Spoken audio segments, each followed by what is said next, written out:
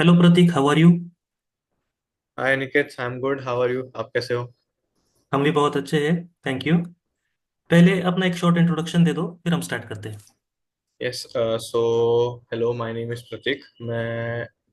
मेरा ट्वेल्थ हुआ है मध्य प्रदेश से, सीबीएसई बोर्ड से। देन मैंने पुणे में ग्रेजुएशन करी है from artificial intelligence and machine learning. I am 2024 pass out. And then उसके बाद मैंने सीडेक से बिग डेटा एनालिटिक्स में पोस्ट ग्रेजुएशन डिप्लोमा किया है from ISCSD Akoli. Okay. Yes. Yes. तो प्लेसमेंट कहाँ हुई तुम्हारी? मैं अभी करेंटली हनीवेल सोल्यूशन टेक्नोलॉजीज में काम कर रहा हूँ बैंगलोर में, okay. As an embedded engineer. So मेरा काम रहेगा इन फ्रंट एंड ऑटोमेशन में काम है मेरा। ओके। तो तुमने डीबीडीए कोर्स क्यों चूज किया first? This is good question. पहली बात तो, जब मैं सीडेक के लिए अप्लाई कर रहा था तब हम्म। मेरा पहला एम था पीजीडीएआई। हम्म। देन मैं फिर डीबीडीए के लिए जा रहा था, जो आई थिंक पुणे में 4 सेंटर्स में अवेलेबल है। सो बट अनफॉर्चुनेटली मुझे डीबीडीए मिला नहीं, सॉरी डीएआई मिला नहीं। सो मैं मुझे जो नेक्स्ट प्रेफरेंसेस थे मेरे, वो डीबीडीए के लिए थे। तो उसमें मुझे आईएसएसी अलॉट हुआ। राइट। तो जनरली ऐसा कहा जाता है कि एआई जो है, जो हम्म। डीबीडीए की जॉब्स रिप्लेस कर सकता है। तो इस बारे में तुमने सोचा था क्या पहले? मतलब ऐसे जॉब रिप्लेस कर देगा, नहीं ऐसे तो मैंने सोचा नहीं था, क्योंकि डीएआई का बहुत सारा जो रोल है हम्म। वो काफी चीजों में मोस्टली मशीन लर्निंग एंड उसमें एआई को इनकलकेट करना है। वाइल जो बिग डेटा वाला जो हमारा काम है, वो हम्म। डेटा को, बहुत सारा जो यूज केस है वो डेटा में। आई मीन हम्म। कि जैसे आप एमएल में चले जाओ तो आपको काफी कुछ लाइक सॉफ्टवेयर रिलेटेड ही करना है, बट यहाँ पे डेटा में आपको पूरा डेटा कलेक्शन वो सब करना पड़ता है।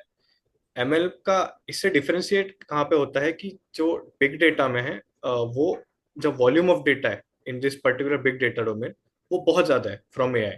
हम्म। मतलब है बहुत क्लोज है, बट थोड़ा सा like fine line of difference है इनमें। सो राइट। ऐसे जॉब्स खा जाएगा नहीं, बट जैसे अब मेरा ओपिनियन अगर जानना हो तो मैं कह सकता हूँ कि जो जॉब्स वो लेगा उसी की जगह वो हम्म। नए जॉब्स भी देगा। मतलब वो राइट। जॉब्स इसमें देगा कि जो आप एआई जो सॉफ्टवेयर बनाते हो उसमें हम्म। आपको अपॉर्चुनिटीज मिलेगी। सो राइट। एकदम भी नहीं कहा जाएगा, स्किल है तो आपको जॉब रहेगा ही। राइट। तुमने सीकेट एग्जाम का प्रिपरेशन कैसे किया था? सी कैट एग्जाम का प्रिपरेशन तो मैं ऑनेस्टली कहूंगा, मैंने आई थिंक 7 to 10 डेज किया था। उसमें भी सीरियसली मैंने 5 दिन ही किया था। अब हम्म। उसका रीजन ये था कि मैं जो था कि एआईएमएल से ग्रेजुएट था। तो उसमें हम्म। जो सीकैट का सिलेबस था उसका काफी कुछ जो हिस्सा है वो मेरे हम्म। ग्रेजुएशन के दौरान हुआ है। तो मतलब मैंने उन पर टच किया हुआ था। सो राइट। उसमें कुछ कुछ चीजें तो मैंने बहुत सारी चीजें स्किप करी थी, कि मतलब हाँ ठीक है, ये आता है, ये आता है, ऊपर से देख लेंगे तो हो जाएगा।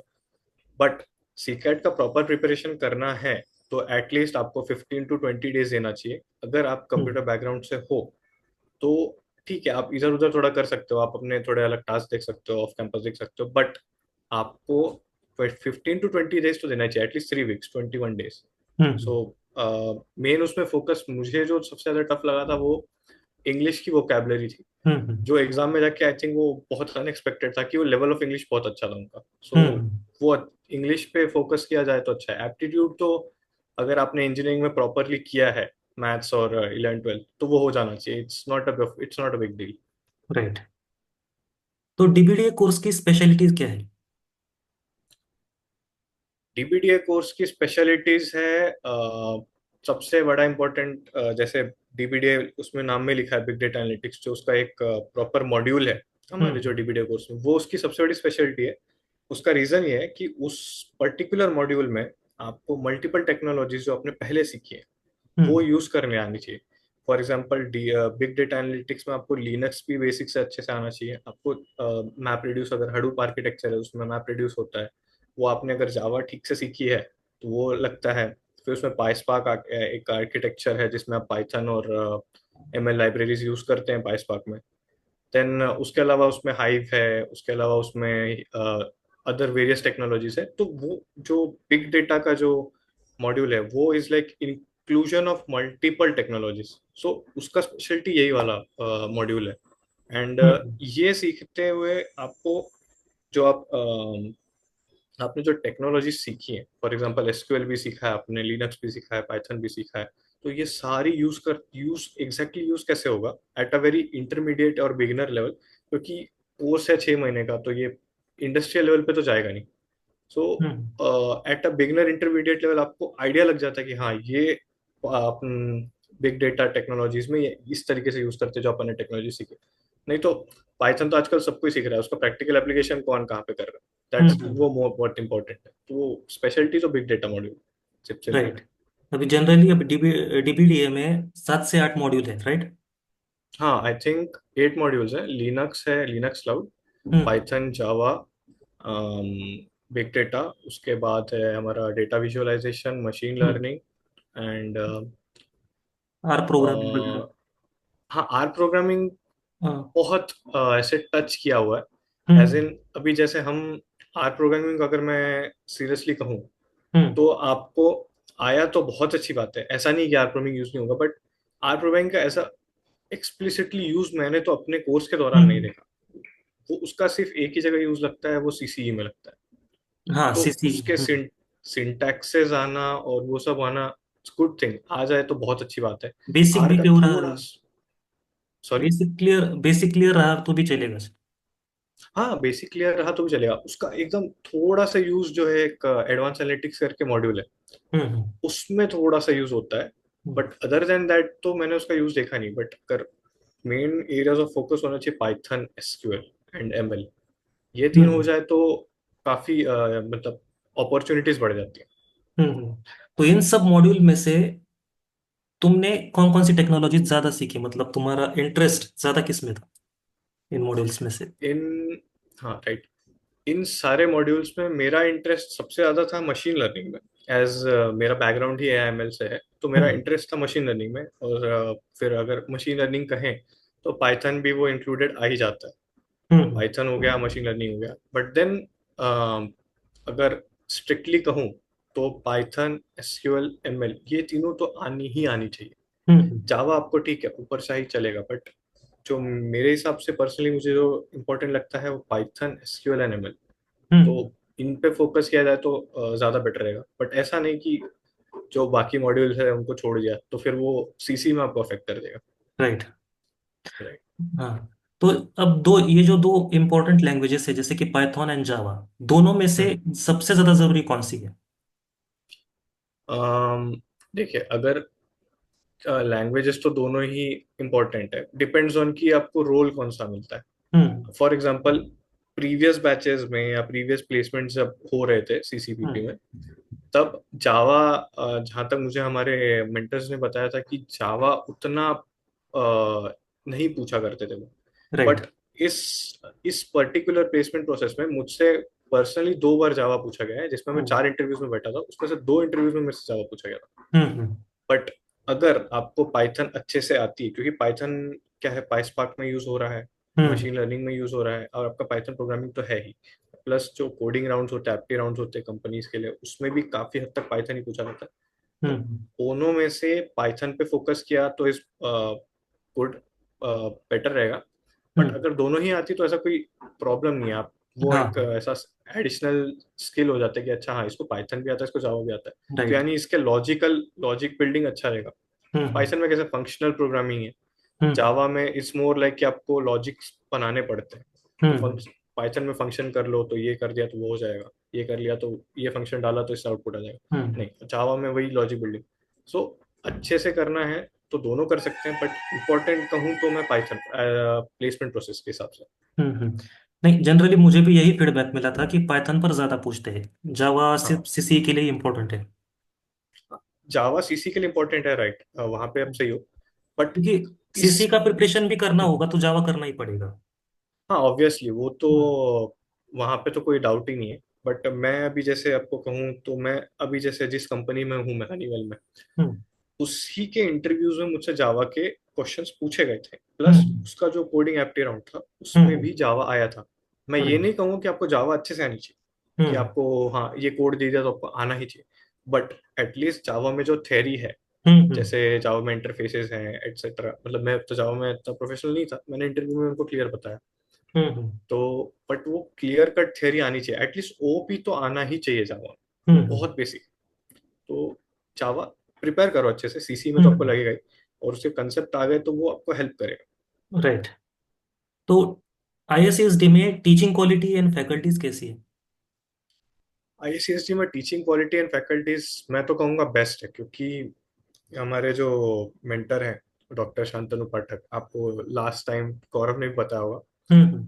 जितना वो स्ट्रिक्ट है उतना ही उससे कई गुना ज्यादा वो हेल्पफुल है। प्लस हमारे हम्म। जो लैब फैकल्टीज थे, प्रीति मैम एंड प्रियंका मैम, हम्म। वो भी बहुत हेल्पफुल है। प्लस आईएससीएसडी का जो पूरा माहौल है, वो जो पूरा एनवायरनमेंट वो प्रोवाइड करते हैं, it's like one of the best. Plus उनका जो डिसिप्लिन है वो बहुत अच्छा है। प्लस हमारे जो बाहर से भी वो फैकल्टीज मंगाते हैं, they are one of the best.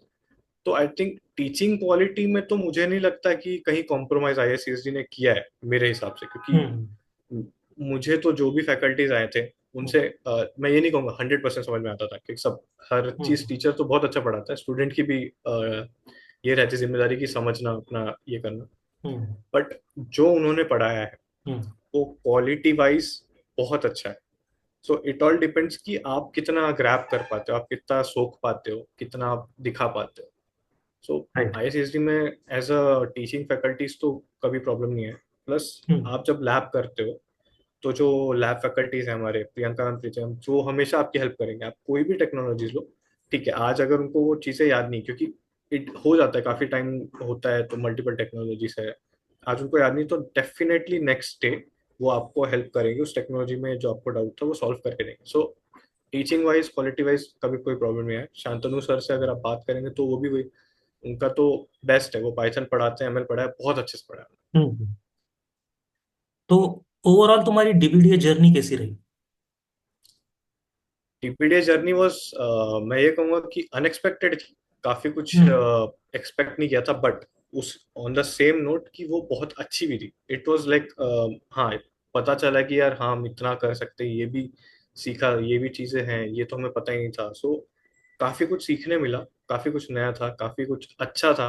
Hmm. So plus importantly कि जो एज अ पर्सनैलिटी की तरफ से मैं बोलूँ, मेरा थोड़ा पर्सनैलिटी का मुझे लगता था कि हाँ ये डेवलप हो जाएगा तो मेरे लिए अच्छा रहेगा। हम्म। टेक्नोलॉजीज तो ठीक है, मैं कहीं से भी सीख लूंगा, बट हम्म। जो इन्वायरमेंट वाइज डीबीडीए में जो जर्नी थी, कम्युनिकेशन, पर्सनैलिटी, एवरीथिंग एवरीथिंग, हम्म। ओवरऑल डेवलपमेंट मुझे लगा बहुत अच्छा था। कि हम्म। मेरा पर्सनैलिटी कम्युनिकेशन थोड़ा वीक हुआ करता था। इंग्लिश तो ठीक है, चलिए आईसीएसई से था मैं तो थोड़ा बहुत ठीक था, but then hmm. Again confidence matter करता है बोलते वक्त, राइट। और प्रेजेंटेशन। तो वो हम्म। सब जो उन्होंने फोकस किया था हमारे लिए, खासकर फॉर एग्जांपल, जैसे मैं उसका एग्जांपल देता हूँ, शांतनु सर जब लेक्चर लेते थे तो बीच में अगर कुछ सवाल पूछते थे तो ही यूज टू इनकरेज अस कि आप आओ, स्टेज पे आओ, आप अपना पॉइंट स्टेज से बताओ, ताकि आपको हम्म। पब्लिक स्पीकिंग का आइडिया मिल जाए। राइट। प्लस आपका जो टेक्नोलॉजी है वो क्लियर हो जाएगा, प्लस उसमें अगर कोई स्टूडेंट को डाउट है तो वो पूरे क्लास को क्लियर हो जाएगा। हम्म। सो जिस हिसाब से जो जर्नी रहा, it was exciting, beautiful and बहुत कुछ सीखने मिला। राइट। और चैलेंजेस कौन कौन से फेस किए जनरली? चैलेंजेस तो सबसे बड़ा था कि सुबह उठ के जाना पड़ता था। लाइक, राइट, राइट, वो तो कॉमन ही है। हाँ, वो गौरव गौरव ने भी आपको लास्ट टाइम हम्म। बताया होगा कि सबसे सबसे बड़ा चैलेंज यही है कि आपको हम्म। एवरी डे कंसिस्टेंटली उठ के जाना है, आठ आठ भी नहीं, 10 10 घंटे, 10 10 घंटे, 12 12 घंटे बैठना है, पढ़ना है। सो कंसिस्टेंसी वहां पे मेंटेन कर पाना is was the biggest challenge. कि हम्म। क्योंकि आदमी क्या होता है कि आप पढ़ते पढ़ते पढ़ते पढ़ते आप एक मोनोटोनस लाइफ में चले जाते हो, अरे यार हम्म। सिर्फ पढ़ ही रहे पढ़ ही रहे पढ़ ही रहे। तो उसको मेंटेन, उसको कंसिस्टेंटी को बनाते हुए प्लस अपना मोटिवेशन बरकरार रखना, वो सबसे बड़ा मुझे लगा कि चैलेंज था। हम्म। गुड। तो सीसीए का प्रिपरेशन तुमने कैसे किया था? सीसी का प्रिपरेशन मैंने चालू किया था आई थिंक जनवरी के स्टार्टिंग में। हमें कह तो दिया था कि नवंबर में ही करना, बट कुछ ऐसे मॉड्यूल्स थे जो मुझे लग रहा था कि मैं वीक था, तो मैं उस टाइम पे मॉड्यूल्स पे फोकस कर रहा था। बट देन सीसी का प्रिपरेशन मैंने जनवरी में चालू किया, अराउंड 12 to 15 days अगो। हम्म। उसमें हमें सीसी के लिए मटेरियल प्रोवाइड किया गया था कि हम्म। आपको एमसीक्यू सॉल्व करने हैं आपको, यहाँ से जितने जो वेबसाइट्स हैं वहां से एमसीक्यू देखने हैं, प्लस उन्होंने खुद के एमसीक्यूज बना के दिए थे। हम्म। तो एमसीक्यू सॉल्व किया, प्लस मेरा तो एज अ पर्सनली ऐसा रहता है कि जो मेरे पास मटेरियल है जो ऑलरेडी हम्म। क्लास में प्रोवाइड किया है आईसीएसबी ने, हम्म। वो गो थ्रू कर लूँ मैं। हम्म। क्योंकि एमसीक्यूज तो ठीक है आप कर सकते हो, बट आपने एक बार मटेरियल गो थ्रू कर लिया ना, तो आपको 70% ऑफ चीजें जो है वो क्लियर हम्म। हो जाती है कंसेप्चुअली। राइट। तो मेरे लिए इंपॉर्टेंट था कि मैं मटेरियल पहले गो थ्रू करूँ कि मेरे पास पाइथन में क्या क्या है, जावा में क्या क्या है, एडवांस एनालिटिक्स में क्या है, विजुअलाइजेशन में क्या है। मटेरियल से गो थ्रू किया मैंने, देन मैं थोड़े बहुत एमसीक्यू सॉल्व कर लेता था, एकदम भी ऐसे ये नहीं कि 24 घंटे एमसीक्यू सॉल्व कर रहा हूँ। हम्म। मटेरियल गो थ्रू करना मेरा वाज लाइक मोर इम्पोर्टेंट।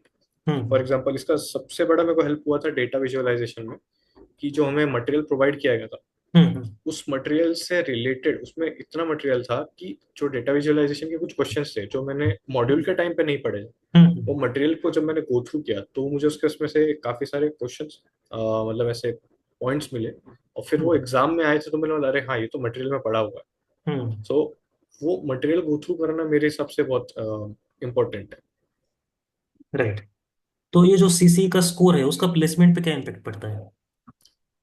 अगर सीसी का स्कोर एंड इन प्लेसमेंट, अगर आप सीएस बैकग्राउंड से हो तो हम्म। 70% तक, 65-70% अगर आपका स्कोर है तो हाँ ठीक है, आप you will be shortlisted for hmm. Many of the companies. But then अगर आप नॉन आईटी बैकग्राउंड से हो, हम्म। तो उसके लिए आपको शॉर्ट लिस्ट होने के लिए आपको सीसी का स्कोर बढ़ाना पड़ेगा। यानी जो नॉन आईटी बैकग्राउंड वाले बच्चे हैं उनके लिए ये प्रूव करना है कि आप ना सिर्फ कोर्स नहीं कर रहे हो, बट आप नॉन आईटी से होके भी आप आईटी में आ सकते हो, तो आपको ये प्रूव करना है। राइट। उसके लिए आपको स्कोर ज्यादा होना जरूरी है। हम्म। अदरवाइज टैलेंट का कोई इशू नहीं, लेकिन हम्म। कंपनी जज करती है कि आपका स्कोर क्या है, आप कितने हमारे साथ कंपैटिबल हो।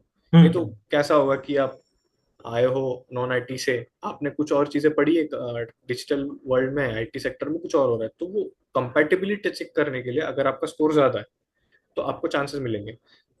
ऑन दैट नोट कि आपने जब पिछली बार जब गौरव से इंटरेक्ट किया था, हम्म। तब गौरव बस हमारे आईएससीएसई का टॉपर था।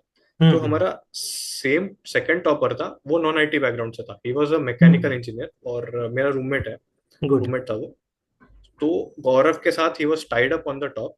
वो हम्म। सेकंड टॉपर था हमारे आईआईसीएससी का डीबीडीए से। So hmm. He was from non IT, but उसको भी एक महीने के अंदर 10 to 12 कॉल्स आए हैं। ऐसा नहीं कि हम्म। नॉन आईटी से हैं तो कॉल नहीं आएंगे, बट आपको वो स्कोर इम्प्रूव करना हम्म। पड़ेगा, आपको टेक्निकली बहुत मेहनत करनी पड़ेगी। तो राइट। 6 महीने का टाइम इम्प्रूव करने के लिए थोड़ा कम होता है ऐसा अगर देखा जाए हम्म। तो। बट अगर आप मेहनत करोगे तो हो जाएगा, it's not a very big deal. Right. Right. तो प्रोजेक्ट के बारे में जरा गाइड करो तो स्टूडेंट्स को। प्रोजेक्ट के बारे में अगर मैं कहूँ तो प्रोजेक्ट जो है, आपने जो प्रोजेक्ट सेलेक्ट करना है वो इस तरीके से सिलेक्ट करना है कि आपका प्रोजेक्ट बहुत बड़ा भी ना हो, but at the same time आपका प्रोजेक्ट जो करंट टेक्नोलॉजीज है, करंट जो माहौल चल रहा है आईटी सेक्टर में, उससे थोड़ा रिलेवेंट हो। फॉर एग्जांपल अभी मैं अगर अपना रिसेंट एग्जांपल लूँ, तो उसमें अभी ट्रेंड में चल रहा था LLM, large language models related to NLP. तो उस पे जिनको अगर प्रोजेक्ट जिन्होंने किया है उनको उस पे काफी अपॉर्चुनिटीज मिली है। But at the same time आपको ये भी नहीं करना है कि आप बहुत बड़ा प्रोजेक्ट कर रहे हो इंडस्ट्री लेवल का, कि मैं तो पूरा फाड़ के रख दूंगा, मुझे हम्म। कंपनी को दिखाना है मैं अकेले सब कुछ कर सकता हूँ। नहीं, आपको कंसेप्चुअली सब क्लियर होना चाहिए और प्रोजेक्ट जो है थोड़ा रेलेवेंट होना चाहिए। अब मेरे केस में ऐसा हुआ था कि मेरा जो प्रोजेक्ट था it was a simple multi class classification. तो इंटरव्यूज के टाइम पे मैंने विजुअली देखा इंटरव्यूअर को कि हम्म। वो देवर नॉट इम्प्रेस्ड। तो वहां पे मेरी एक गलती थी कि अ, हम हमने प्रोजेक्ट थोड़ा और रिसर्च करके सेलेक्ट करना चाहिए था। बट हम्म। ठीक है, इट्स ऑल राइट। मेरा तो बैकग्राउंड था कि मैंने एक प्रोजेक्ट ड्यूरिंग माई इंजीनियरिंग एक जेन एआई पे किया हुआ था, तो ठीक है उसके हिसाब से उनको आइडिया लग जाता था कि हाँ इसका बैकग्राउंड इसमें, तो मुझे उससे प्रॉब्लम नहीं है। But hmm. प्रोजेक्ट के नोट पे आपको रिलेवेंट होना चाहिए, और करंट टेक्नोलॉजीज पे करोगे तो बहुत अच्छा रहेगा, और राइट। बहुत बड़ा भी नहीं, बट आपके कंसेप्चुअल कंसेप्ट वगैरह सारे क्लियर होने चाहिए। हम्म। तो जनरली क्वेश्चंस क्या पूछे जाते हैं प्रोजेक्ट के ऊपर? देखिए सबसे इम्पोर्टेंट क्वेश्चन पूछा जाता है कि आपने सबसे कॉमन क्वेश्चन तो ये है कि आपने प्रोजेक्ट में किया क्या है। हम्म। सेकंड क्वेश्चन ये आता है कि आपने जो किया है वो क्यों किया है। थर्ड क्वेश्चन आता है कि आपने जो किया है वो प्रैक्टिकली यूज कहाँ होता है। टेक्नोलॉजिस्ट तो उसमें वो पूछेंगे ही कि आपने ये क्यों किया, ये कैसे किया, ये इसका करने का फायदा क्या है, ये कैसे हुआ। बट ये जो तीन क्वेश्चन मैंने पहले बताए इनका ज्यादा रोल होता है, क्योंकि वो ये चेक करते हैं कि आपका जो प्रैक्टिकल थिंकिंग है, जो आप अप्लाई, आपने जो सीखा है वो आप अप्लाई कर रहे हो कि नहीं। नहीं तो आपने एमएल तो सीख लिया, ठीक है चलो, पर आपने कुछ भी मॉडल बना दिया, वो ट्रेन हो रहा है, रिजल्ट दे रहा है, मतलब उसका कोई प्रैक्टिकल यूज नहीं है, प्रैक्टिकल। सो उसके लिए अगर आप थोड़ा सा क्वेश्चंस पे, अगर कॉमन क्वेश्चंस जो पूछे जाते हैं जनरली प्रोजेक्ट पे कि आपने क्या किया है प्रोजेक्ट में, क्यों किया है, इसका प्रैक्टिकल यूज क्या है, इन तीनों पे फोकस करोगे तो आपका प्रोजेक्ट काफी हद तक रिलेवेंट और अच्छा बनेगा। एंड प्रोजेक्ट में टेक्नोलॉजीज के ऊपर पूछा जाता है, जैसे मेरा प्रोजेक्ट था कि मल्टी क्लास क्लासिफिकेशन टेक्नोलॉजीज क्या है, रैंडम फॉरेस्ट यूज किया है, फिर न्यूरल नेटवर्क यूज किया है, कैट बूस्ट यूज किया है, इस टेक्नोलॉजीज के डिटेल में जाते हो कि जैसे वो चेन की तरह क्वेश्चन पूछते हैं, आपने कुछ बताया फिर उसमें से कुछ पकड़ के फिर पूछेंगे, फिर पूछे उसमें से पकड़ के फिर कुछ पूछेंगे, ऐसे पूछते जाते हैं। फॉर एग्जाम्पल अभी एक कंपनी आई थी, मैं कंपनी का नाम नहीं लूंगा, उन्होंने मुझसे एसक्यूएल में पूछा, मेरे प्रोजेक्ट में पूछा था कि आपने जो डेटा लिया है वो डेटा आपने कहाँ से लिया है, आपने एक कोई डेटा बेस में से अपने कोई डेटाबेस बनाया, उसमें से डेटाबेस पिक किया है, या आपने कहीं से लिया है। तो अगर मैंने वो डेटाबेस में से पिक किया रहता तो मतलब वो प्रोजेक्ट उस कंपनी के हिसाब से काफी एप्लीकेबल होता कि माई एसक्यूएल में मैंने वो प्रोजेक्ट का डेटा रखा है, और फिर वो डेटा फिर मैं वहां से चेक कर रहा हूँ, तो कंपनी भी यही करती है कि आपने डेटा लिया है कहीं से और फिर आप वो डेटा लेके इनकलकेट कर रहे हो प्रोजेक्ट में, तो वो कि प्रैक्टिकल एप्लीकेशन कैसा होता है। मैं ये भी नहीं कहूँगी बहुत ज्यादा नहीं आना चाहिए आपको, थोड़ा बट नॉलेज होना चाहिए कि आप प्रैक्टिकली उस प्रोजेक्ट का यूज क्या है। तो ये काफी इंपॉर्टेंट पॉइंट्स है जो थोड़ा अपन ध्यान रख सकते राइट। एप्टीट्यूड कितना जरूरी है? हैं।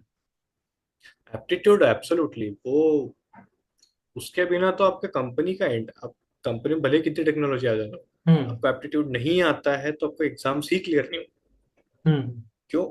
दिक्कत यह है कि मेरा एक दोस्त है, उसका, hmm. He was one of the, पढ़ने में बहुत अच्छा स्टूडेंट है, बट हम्म। उसका सीसी में एप्टीट्यूड रह गया था। वो उस हम्म। एप्टीट्यूड में स्ट्रगल कर रहा था, जबकि उसके टेक्नोलॉजीज, लॉजिक, बिल्डिंग, प्रोग्रामिंग सब सही था, हम्म। बट वो एप्टीट्यूड में स्ट्रगल कर रहा था। फॉर्चुनेटली उसका स्टार्टिंग में ही प्लेसमेंट हो गया, बट हम्म। देन अगेन वो अगर एप्टीट्यूड में वो अगर बाद में पीछे। अटका हाँ। होता तो फिर वो एप्टीट्यूड की वजह से फर्स्ट राउंड में ही बाहर हो जाता कि आपका राइट। एप्टीट्यूड ही क्लियर नहीं हो रहा है। तो और सेकेंडली कि इस बार जो सीसीई में एप्टीट्यूड का पेपर आया था वो हम्म। काफी डिस्क्रिप्टिव नेचर का आया था, थोड़ा सा इजी थे बट थोड़ा आपको दिमाग लगा के टाइम लग रहा हम्म। था। एप्टीट्यूड का पॉइंट यही है कि आप वही चीज कितने जल्दी सॉल्व कर सकते हो। हम्म। एप्टीट्यूड आपको आना ही चाहिए, इसमें कोई दो राय नहीं है, आपको कंपल्सरीली आना चाहिए एप्टीट्यूड। अगर आप डेली प्रैक्टिस करते हो 10 to 15 questions, more than enough है, बट आपको कंसिस्टेंटली एप्टीट्यूड करना पड़ेगा। हम्म। राइट। सीसी में एप्टीट्यूड इंक्लूड कर दिया गया है, आई थिंक फर्स्ट बैच थी तुम्हारी, राइट? हाँ फर्स्ट बैच थी, और बट बहुत से, देन सी। हाँ, बहुत हाँ से हाँ स्टूडेंट बोलो। का एप्टी का ही बैक रह गया। राइट राइट राइट, काफी स्टूडेंट्स का एप्टी का बैक रहा था। ऑन एन एवरेज मेरे को, मुझे जहाँ तक पता है कि बच्चों ने एप्टीट्यूड के पेपर में 21 to 23 क्वेश्चन एवरेज बच्चों ने सॉल्व किए। हम्म। राइट। उसके बाद जिन्होंने बच्चों ने जितना सॉल्व किया, उसके बाद बच्चों ने ट्राई किया कि अरे चलो तुक्का मार के कोशिश करते हैं, बट वो क्वेश्चन ही इतने अच्छे गुड क्वालिटी के थे कि आप तुक्का लगा ही नहीं पाओ। हम्म। मैंने खुद पर्सनली मैंने 20 क्वेश्चन सॉल्व किए थे, 20 तुक्के लगाए थे, मेरे एक तुक्का नहीं लगा था। हम्म। क्वेश्चंस की क्वालिटी इतनी अच्छी थी। हम्म। तो एप्टीट्यूड का इट वाज लाइक कि आपको आना ही चाहिए, एप्टीट्यूड हम्म। प्रैक्टिस करना बहुत इंपॉर्टेंट है। बेसिक एप्टीट्यूड ठीक है, ये सीसी का था, इतना ठीक है, बट आपको कंपनी के जो एप्टीट्यूड्स है, आई थिंक इंडिया रैंक या करके कोई वेबसाइट्स है, जो हम्म। मैंने तो वेबसाइट से किया नहीं क्योंकि मेरा मैथ्स ऑलरेडी ठीक हम्म। था, अच्छा भी नहीं था, बट मैं क्लास में एप्टीट्यूड के एक भी एप्टीट्यूड लेक्चर मैंने राइट। मिस नहीं किया है, उसमें बैठ के सॉल्व करता था जो सर बताते थे। तो उससे मेरा काफी कुछ क्लियर हो जाता था, तो मैं एग्जाम में सॉल्व कर लेता था। बट एप्टीट्यूड आपको प्रैक्टिस करनी होगी, अगर आप वीक हो तो उसके बाद कोई ऑप्शन ही नहीं कि आप एप्टीट्यूड छोड़ दो, क्योंकि उसके बाद आपको चांस ही नहीं मिलेगा कंपनी में विदाउट एप्टीट्यूड। लेक्चर्स भी होते होंगे एप्टीट्यूड के? हाँ हाँ हाँ। रोहरा सर, अमित रोहरा सर करके हम्म। हमें सर हैं, उन्होंने हमारे लेक्चर लिए बहुत, मुझे तो काफी इंसाइटफुल लेक्चर्स थे, काफी कुछ। मैं क्योंकि मैं मैथ्स में ठीक था, बट एप्टीट्यूड को सॉल्व करने के जो शॉर्टकट्स एंड टेक्निक्स थे वो मुझे पता राइट। नहीं थे पहले। वो जो उन्होंने मुझे बताया, काफी बच्चों को पता था, बोलते ठीक है यार ये तो पता है हमें। मैंने बोला यार तुम लोग को पता है पर मुझे नहीं पता है। तो हम्म। जो शॉर्टकट्स टेक्निक्स, जो एक सेम प्रॉब्लम को दूसरे तरीके से आप कैसे व्यू करोगे, वो जो उन्होंने सिखाया, वो जो मैं उन्होंने प्रैक्टिस करवाई, वो बहुत हेल्पफुल थी मेरे लिए पर्टिकुलरली। राइट। कम्युनिकेशन स्किल्स कितने इंपॉर्टेंट है? कम्युनिकेशन स्किल्स तो यार, ऐसे अगर मैं कहूँ कि अगर आपको कम्युनिकेशन आता है तो आप हम्म। अंदर हो जाओगे, मतलब आप कंपनी के लिए सेलेक्ट हो जाओगे, तो ये काफी हद तक ट्रू है। क्योंकि हम्म। अगर आप अगर आप ऐसे बंदे हो जिसको बोलने आता है, किसी बात पे आपको कैसे खुद को प्रेजेंट करने आता है, कम्युनिकेशन, ये कह दूं कि मैं, अगर इंग्लिश अच्छी होनी चाहिए नहीं, आपको अपना पॉइंट क्लियरली कंसाइजली जितना रिक्वायर्ड है उतना पुट आउट करते आना चाहिए इंटरव्यूअर के सामने। सो कम्युनिकेशन इज बहुत इंपॉर्टेंट रोल प्ले करता है। कम्युनिकेशन तो मेरा स्टार्टिंग में, जब हम लोग आईसीएससी में मैंने जब एडमिशन लिया था सीटैक में, इंग्लिश ठीक थी बट हम्म। कम्युनिकेशन अच्छा नहीं रहा।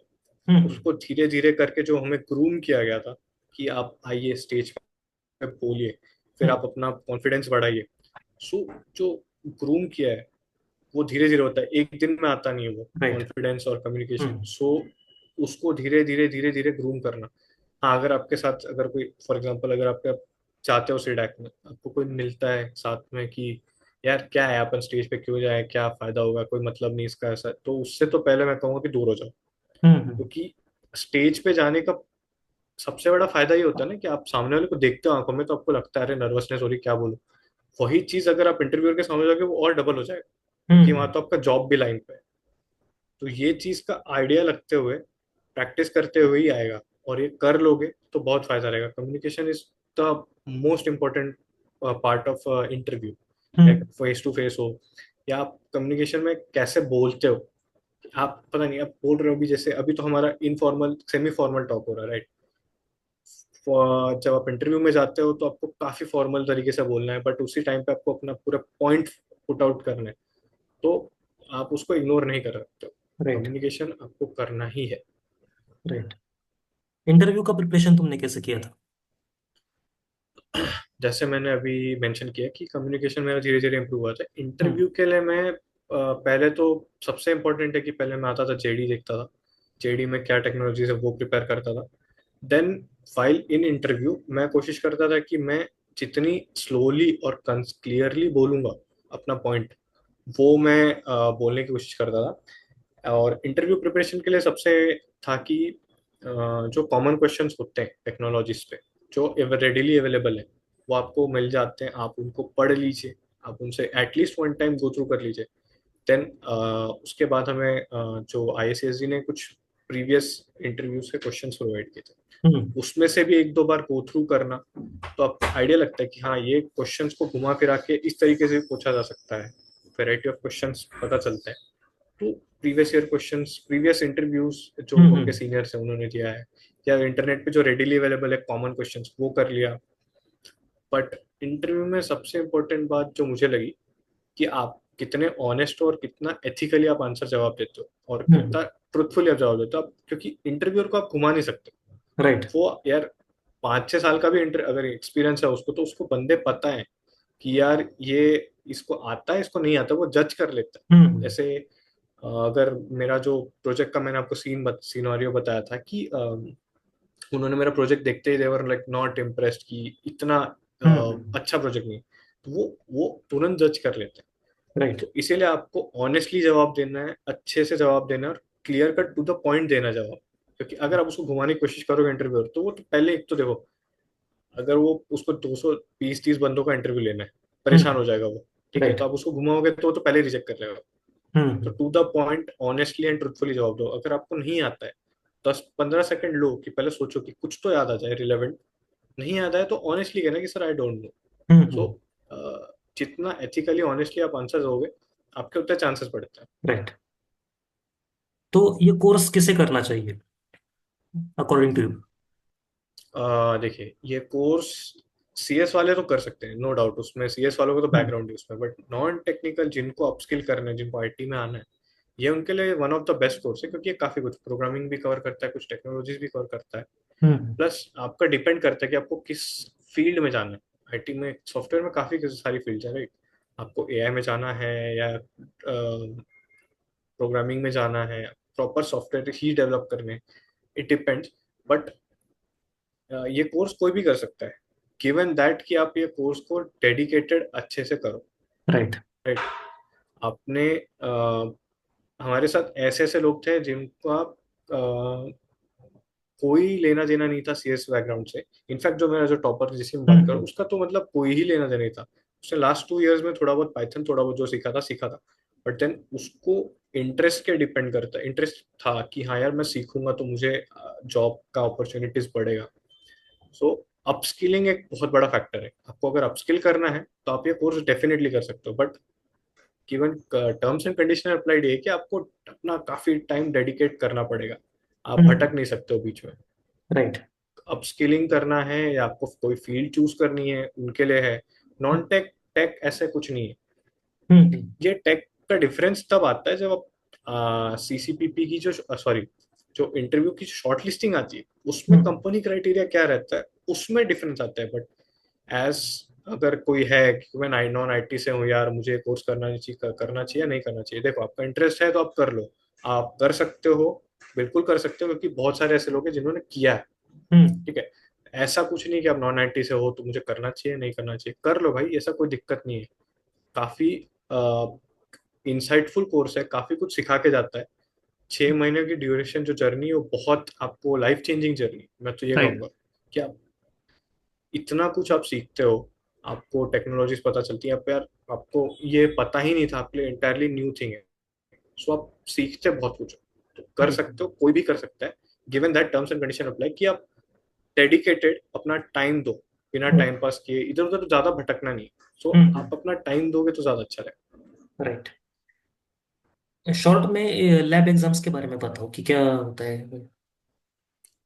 लैब एग्जाम्स के बारे में मैं अगर कहना चाहूँ तो जैसे आपने अगर हैकर रैंक या लीड कोड आपने अगर पहले थोड़ा बहुत सॉल्व किया हो, उस टाइप के ही क्वेश्चंस होते हैं लैब एग्जाम में। बट ये हमारा एक्सपीरियंस था।